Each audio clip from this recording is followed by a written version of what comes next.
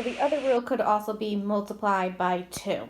So once again, if we're going from gold coins up to extra lives, we're going to be dividing by 2. And if we're going to go from extra lives to gold coins, we'll be multiplying by 2. So it all depends on which direction you are going in. So the last part of this problem is we have to figure out what this missing number is. So we have 8 levels. We don't know how many extra lives, but we know that there are 48 gold coins. So from over here, I know that I am going to divide by 2 every single time. So I'm going to take my 48 and I'm going to divide it by 2. And we should then get 24 as our missing number. Okay.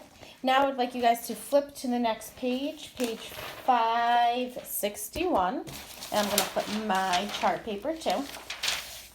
And we're going to do number 1 together. So number 1 says, use the given rules to complete each sequence. Then complete the rule that describes how nickels are related to dimes.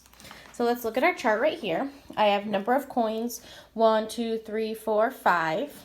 And then I know nickels goes 5, 10, 15, 20.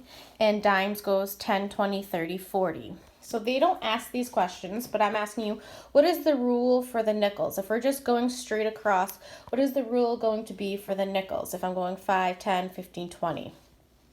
The rule is going to be to add 5 each time. So if I wanted to, I could literally just put in my answer right here. For dimes, let's look to see if we can figure out the rule, the pattern as going straight across. 10, 20, 30, 40. And I'm sure you can figure out what that missing number is by just looking at the rules from going straight across.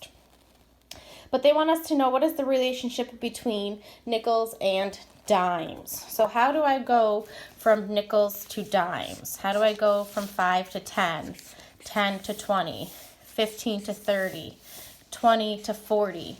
What am I doing each time? What is the rule? What is the relationship between nickels to dimes? You are multiplying. You're going to multiply each time by 2. 5 times 2 is 10. 10 times 2 is 20. 15 times 2 is 30.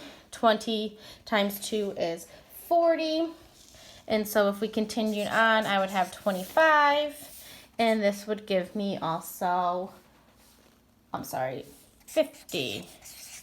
25 times 2 gives me 50.